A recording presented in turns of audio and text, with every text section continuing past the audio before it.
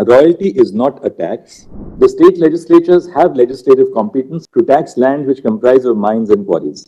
The demand of tax shall not operate on transactions made prior to 1 April 2005. नमस्कार, मैं नेहल नायडू।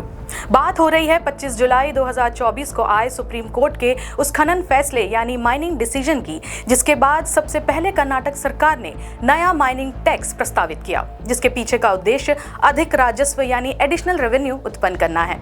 साथ ही ये भी साफ किया कि निकाले गए मिनरल्स पर चुकाई गई रॉयल्टी टैक्स नहीं है, यानी रॉयल्टी 15% तो देनी ही होगी, बट एडिशनल टैक्स भी देना होगा। इस माइनिंग टैक्स की कहानी को विस्तार से समझते हैं आज के एक्सप्लेनर में।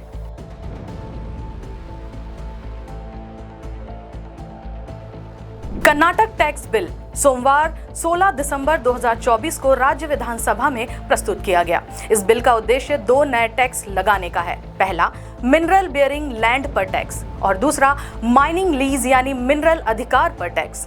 लेकिन मामला वहां आके फंस गया जब ये कहा गया कि टैक्स ऑर्डर डेट से तो देना ही होगा, पर 1 अप्रैल 2005 यानी 19 साल पहले तक का भी टैक्स चुकाना होगा, वो भी 100 रुपए पर टन के हिसाब से।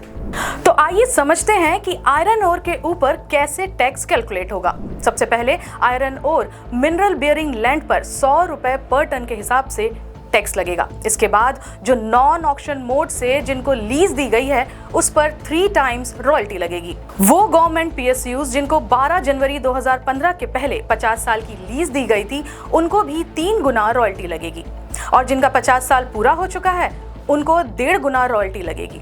वो गवर्नमेंट पीएसयूज जिनको 12 जनवरी 2015 के बाद लीज दी गई है, उनको भी 1.5 गुना रॉयल्टी देना होगा, और जिन्होंने मिनरल्स लीज ऑक्शन के थ्रू ली है उनको 1 रुपए पर टन के हिसाब से मिनरल राइट्स टैक्स देना होगा। अब नॉन ऑक्शन माइंस समझते हैं।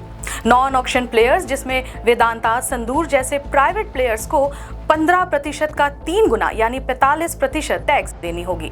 और इन नॉन ऑक्शन माइंस में कुछ गवर्नमेंट वाले भी माइंस आते हैं, जैसे एनएमडीसी। इनको रॉयल्टी 15% का 1.5 गुना यानी 22.5% टैक्स देना होगा।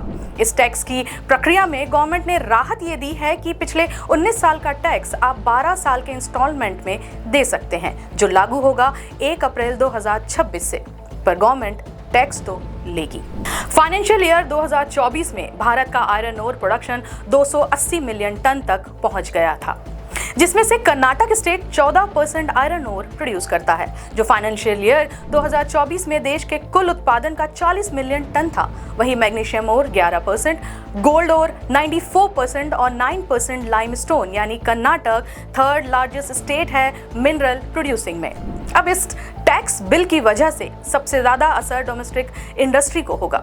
नया टैक्स इन कंपनियों के प्रोडक्शन कॉस्ट को बढ़ा देगी, जिसके परिणाम स्वरूप वो अपना प्रोडक्शन कम कर सकता है, जिसका सबसे बड़ा असर मेजर प्लेयर्स जिनकी कर्नाटक में महत्वपूर्ण गतिविधियां हैं वो सीधे प्रभावित होंगी।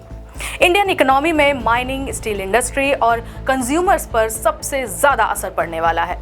सस्ते माल की तलाश में इंडस्ट्री इंपोर्ट का रुख अपना सकती है, जिससे आत्मनिर्भर भारत की बुनियाद हिल जाएगी।